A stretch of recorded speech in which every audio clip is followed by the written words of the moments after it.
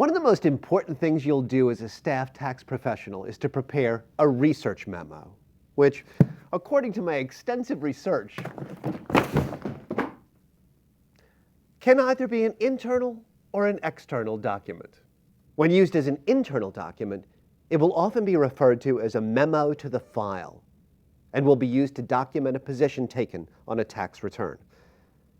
When used as an external document, given to the client to document a tax position or issue, it's often called tax technical correspondence. Whether internal or external, the first thing you need to do is to consider your reader. The research memo is generally prepared by a staff or senior, reviewed by a manager and/or partner, and ultimately read by a variety of different audiences. You can safely assume that all your readers are very busy. So part of your objective is to draft the memo in a manner that is easy to review in a short amount of time. But even though you want the reader to digest it quickly, you need to take the time to get it right. You are writing for the future!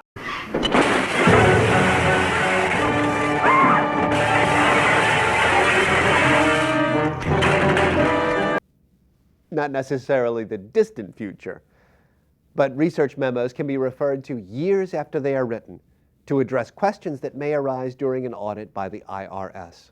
The original authors and reviewers may no longer be available to consult on the matter.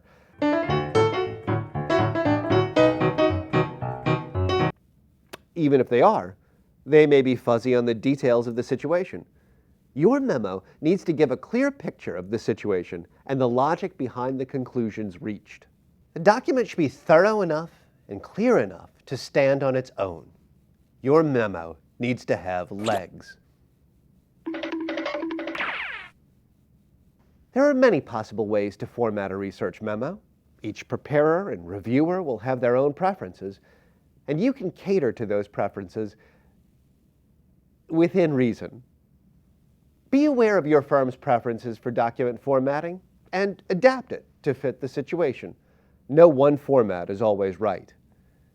But there are several essential elements: a summary of the facts, an issue section, an optional authorities section, a conclusion, and an analysis, possibly with its own summary and conclusion. We'll discuss each section in detail. Your summary of the relevant facts should be written in complete sentences in a tax technical manner. The operative word here is relevant. As in all your writing, if you provide too little context, your reader will be confused, but provide too much and your main takeaway will be lost in the details. Don't include extraneous information that has no bearing on the outcome. Don't be careless in stating the facts, as this could lead to incorrect conclusions. You may also consider indicating where the facts came from. For example, you might write, "As per conversation with Joe Johnson at Company X on April 1st, the facts are as follows." Be sure to update the facts if additional information is received in the process of drafting the memo. Significant but lengthy facts, such as a contract, may be attached to the memo, but consider including the most relevant pieces of information in the memo itself. Okay, let's make it real. Here's a memo prepared by Susan Smith. Now I know Susan. She's a smart tax professional. She's reached the correct conclusion, her memo is well structured, and each section is easily discernible. And she's avoided including extraneous details. Good for Susan. But her facts section is a little thin. We need to give it legs. This is much better. Remember, she's writing for the future! It's important to be sure that all the facts are included so that anyone that reads this memo down the road can fully familiarize themselves with the situation. Moving on. The issues section of the research memo should list the issue or issues being researched. These issues should be clearly and concisely stated in the form of a specific question and should include tax technical terms found in the authorities. Often, the issues section will be revised as the research progresses to reflect additional questions uncovered. Don't be ambiguous, like certain types of people might or might not be, and hypothetical situations that you might or might not ever personally experience, but might or might not exist in fact. Don't use convoluted sentences, which, when employed as they are from time to time by professionals who, though they themselves do in fact possess the necessary training which would enable them to avoid this annoying practice, sometimes through carelessness or simply proclivity toward verbosity, may engage in it, can muddy an otherwise simple point. Don't use double negatives. And definitely, if you do not remember to not use a double negative in your first draft, do not edit it out in your revisions. But do use the appropriate tax technical language.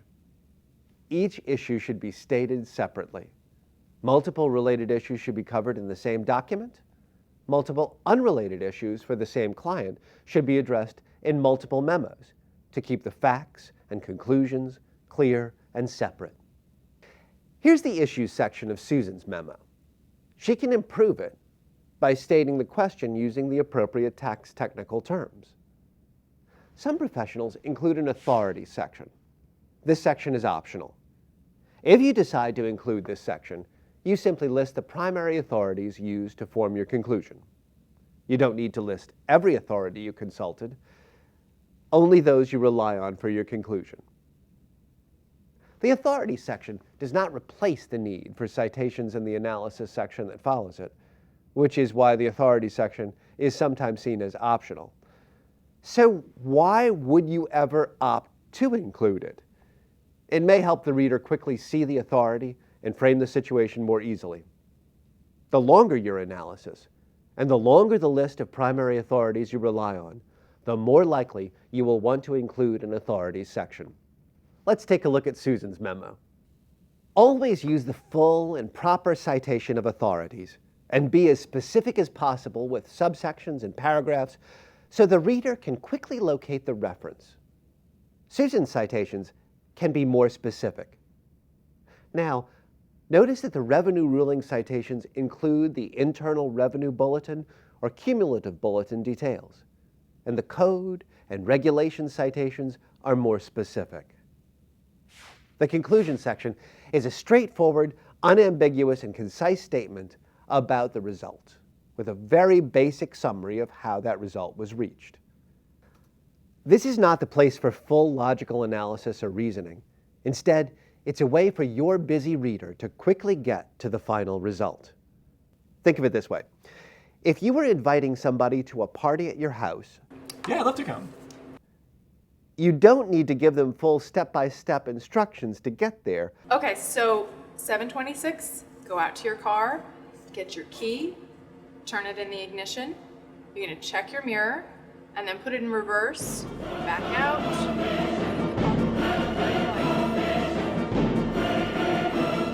But you need to give them more than just a picture of your front door. Hey, having a party tonight. Oh, cool. Here you go. Oh, thanks. See you there, okay? Hey, where is this? You need to give enough detail so the reader isn't lost. Hey, you know where this is? Nope. In her memo, Susan states the conclusion, but not completely enough. Let's enhance it. Now, not only does her conclusion state that the equipment is depreciable, but it also shows why it's depreciable and how the irrigation equipment needs to be handled differently than the land itself. The analysis section makes up the bulk of your research memo. This section typically requires the most effort and organization. This is where you lay out your line of thinking and describe in detail how you arrive at the conclusion. Your goal is to explain how each tax authority you cite relates to the facts of the client's situation. Don't put the reviewer in a position where they need to make a logical leap to connect the cited authority to the issue. If you leave it to the reader to interpret the tax authority or to guess your reasoning, you risk losing them. Oh my God! Make the connection so clear that misinterpretation is impossible. Don't cite secondary sources in your analysis, only cite primary sources, such as statutory authority, including the Internal Revenue Code enacted by Congress, administrative authority, interpretations of the code by the Treasury Department, including revenue rulings and revenue procedures, and judicial authority, court rulings in cases when the statutory or administrative authority are questioned or can't resolve an issue. In writing your analysis, consider this approach. Introduce the relevant authority, then explain why it's relevant to this issue. Our friend Susan identified a number of relevant authorities in her memo. Our job now is to strengthen the way she's communicating her analysis. Her citations are listed, and her conclusion is correct, but she's cut out too much of the logical flow of the analysis. It's a good idea to start with the code section, as this is the highest authority. Then Susan needs to clearly explain how this code section applies to the current situation. She can then bring in additional authorities to resolve the gray areas. So the analysis now covers the highest authorities and notes they are relevant to the client's old greens. The memo then differentiates between the old greens and the new greens. The final portion of the analysis may include administrative or judicial authority. That's the case for Susan here. Her job is to provide a clear roadmap of how the facts of those rulings relate to her client's situation. If there were key differences in some of the facts, it would be equally important to articulate those. They may influence the conclusion. Be sure to state not just what should be done, but also how. In this case, we've helped Susan clarify how the depreciation should be calculated. Throughout the analysis, you should include the citation of the documents you refer to. Because Susan's memo has already included specific formal citations in her authorities section, she doesn't need to repeat those full citations here. But the citation needs to be complete the first time it is listed or referenced in the memo. All of the analysis should be written in your own words. Generally, you don't need to quote an authority word for word. Think of it this way. If somebody asks you about your favorite movie, you don't have to quote every line in the screenplay. Cut to Rose. She turns left. She turns right. Cut to Jack. Rose, I'm in here. Cut to Rose. Jack! Because you've included the citations in your analysis, the reader can look up the authority directly if the need arises. Your job as preparer is to put the key idea into your own words and directly indicate how it applies to the taxpayer. Some preparers may opt to include a summary of the analysis on memos that have unusually lengthy and perhaps complex analysis. You can use this section to isolate the most relevant authorities that are the basis for your conclusion and underscore the tie between the authority and the facts. This section is different than the earlier conclusion section of your memo, which is a straightforward, unambiguous, and concise statement about the result. The analysis summary and conclusion summarizes how that result was reached. There are certainly other formatting options that can work for a research memo. Some just as useful as the one I've suggested here, others perhaps a little less practical. Consider the needs of your reader and the key points you are trying to communicate. The format is there to serve the content and not the other way around. Bottom line, you are helping the reader understand your conclusion and how you reached it. And speaking of conclusions, I think we've reached one right here.